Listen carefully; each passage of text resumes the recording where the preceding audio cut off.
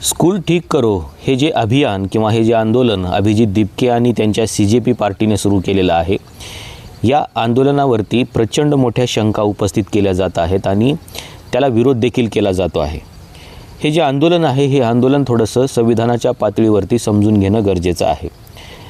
अभिजित दिपके आणि त्यांच्या CJPने जे आंदोलन सुरू केलेलं आहे हे खरोखरच जनतेच्या विरोधातलं आहे का, किंवा यामधून जनतेचं काही नुकसान होणार आहे का की फक्त सरकारची पाठराखण करायची म्हणून या आंदोलनाला विरोध करायचा, असे अनेक प्रश्न आहेत आणि त्यामुळे त्याच्यावरती काही शंका देखील उपस्थित केल्या जात आहेत। पण सरकारी शाळा ज्या आहेत त्या सरकारी शाळांची परिस्थिती जर तुम्ही बघितली तर तुम्हाला ती नव्याने सांगण्याची गरज नाही।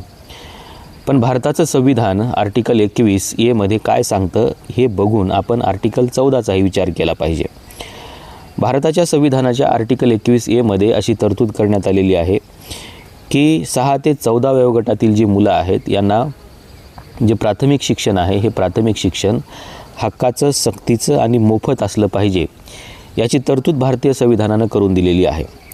तुम्हाला माहिती असेल 2002 पूर्वी ही जी तरतूद होती ही तरतूद भारतीय संविधानाच्या भाग 4 म्हणजे डायरेक्टिव्ह प्रिन्सिपल्सच्या आर्टिकल 45 मध्ये ही तरतूद होती आणि ती राज्यासाठी काही बंधनकारक नव्हती, कारण डायरेक्टिव्ह प्रिन्सिपल्स हे काही राज्यासाठी बंधनकारक नसतात। पण ही तरतूद 2002 मध्ये फंडामेंटल राईट्सच्या आर्टिकल 21A मध्ये आणली गेली आणि ती राज्यासाठी कंपल्सरी झाली।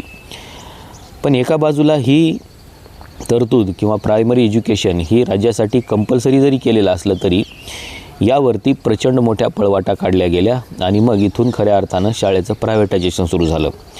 खरं तर हे डायरेक्टिव्ह प्रिन्सिपल्समध्ये होतं तोपर्यंत प्राथमिक शिक्षणाचं प्रायव्हेटायझेशन झालं नव्हतं, पण हे फंडामेंटल राईट्समध्ये आल्यानंतर याचं प्रायव्हेटायझेशन मोठ्या प्रमाणामध्ये झालं।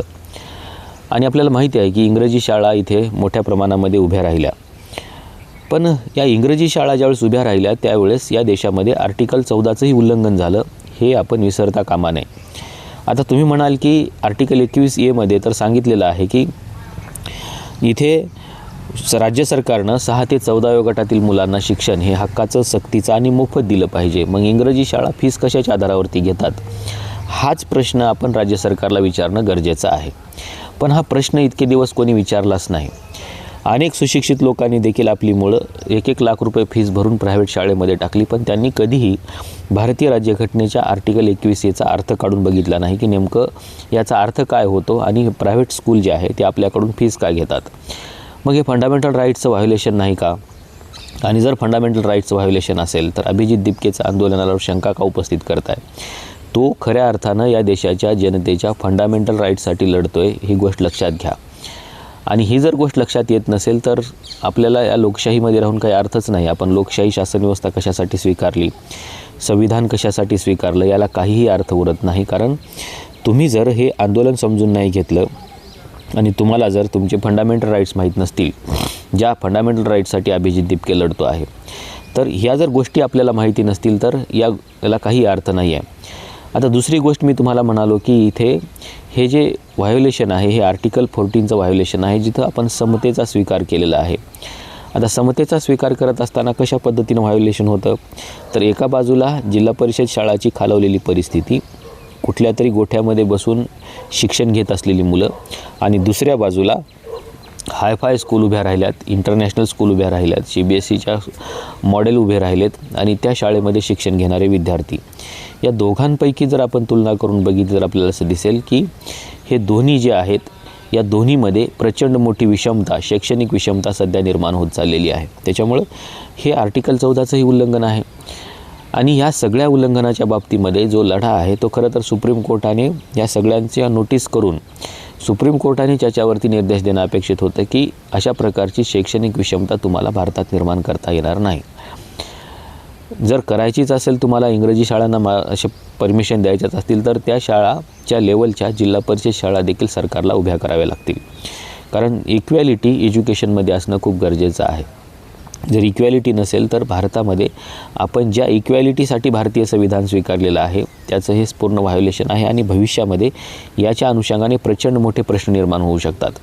कारण एका बाजूला इंग्रजी शाळेमध्ये शिकलेले विद्यार्थी, दुसऱ्या बाजूला जिल्हा परिषदमध्ये शिकलेले विद्यार्थी यांच्यामध्ये निर्माण झालेली विषमता एकतर भारतामध्ये अनेक प्रकारच्या विषमता आहेत. जाती विषमता आहे, धार्मिक विषमता आहे, प्रांतीय विषमता आहे, भाषी विषमता आहे.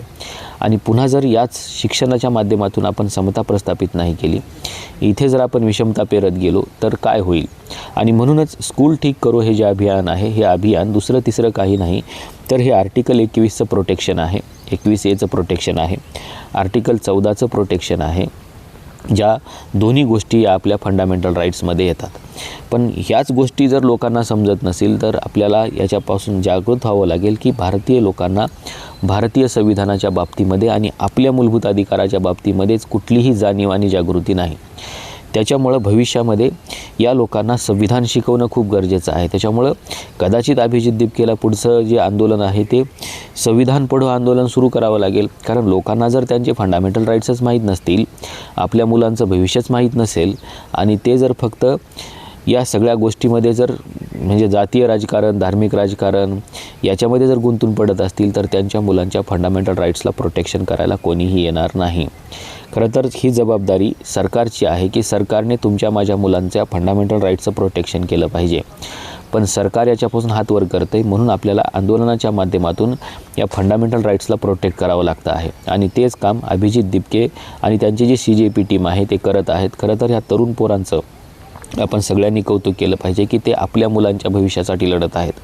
ते आपल्या मुलांच्या भविष्याचं जे काही फंडामेंटल राईट्स आहेत त्यांच्या प्रोटेक्शनसाठी लढत आहेत, तुमच्या माझ्या प्रोटेक्शनसाठी लढत आहेत. भारतीय संविधानामध्ये असलेली जे काही तरतुदी आहेत संविधानामधल्या, त्या तरतुदी लागू व्हाव्यात म्हणून लढत आहेत. पण त्याला जर आपण विरोध करत असेल तर तुमचं माझं भविष्य कधीही सुरक्षित होणार नाही आणि तुमच्या माझ्या फंडामेंटल राईट्सला इथून पुढे सरकार तर नाहीच नाही, कुठलंही आंदोलन देखील किंवा कुठलीही चळवळ देखील प्रोटेक्शन करायला येणार नाही.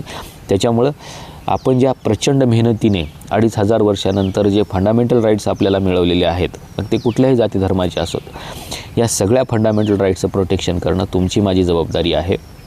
त्याच्यामुळं सरकारकडे आपण साधी मागणी केलेली आहे की ज्या जिल्हा परिषदच्या शाळा आहेत त्यांची परिस्थिती सुधारा, त्यांना चांगल्या सुविधा द्या, त्यांना चांगलं शिक्षण द्या. ही काही अशी वाईट मागणी नाही ज्याला आपण विरोध करतो आहे. पण राजस्थानमधल्या एका शाळेमध्ये थेट या पोरांनाच विरोध केला आणि अनेक सरकारी अधिकारी देखील याच्यावरती पत्र काढत आहेत की शाळेमध्ये कोणालाही प्रवेश मिळणार नाही. अरे ते सरकारी शाळा आहे, सार्वजनिक शाळा आहे, त्या शाळेमध्ये जाऊन आमच्या मुलांची परिस्थिती बघणं ही आमची फंडामेंटल ड्युटी आहे, तो आमचा फंडामेंटल राईट आहे. पण या गोष्टीला जर विरोध होत असेल तर हा फक्त तुमच्या माझ्या या फंडामेंटल राईट्सला विरोध नाही, हे लक्षात घ्या. हा संविधानाला विरोध आहे आणि याची नोंद सुप्रीम कोर्टानं घेतली पाहिजे. तुम्हाला नेमकं या सगळ्या गोष्टीबद्दल काय वाटतं सांगायला विसरू नका. हे आंदोलन तुमचे माझे फंडामेंटल राईट्सचं होणारं व्हायोलेशन आणि तुमच्या माझ्या मुलांना मिळणारं चांगलं शिक्षण आणि या शिक्षणामध्ये निर्माण होणारी विषमता याबद्दल तुम्हाला नेमकं काय वाटते सांगायला विसरू नका. या व्हिडिओला जास्तीत जास्त शेअर करा, कारण लोकांमध्ये याची जागृती झाली पाहिजे. आणि या व्हिडिओला लाईक आणि या चॅनलला सबस्क्राईब करायला देखील विसरू नका. या व्हिडिओमध्ये आपण इथेच थांबूया. धन्यवाद.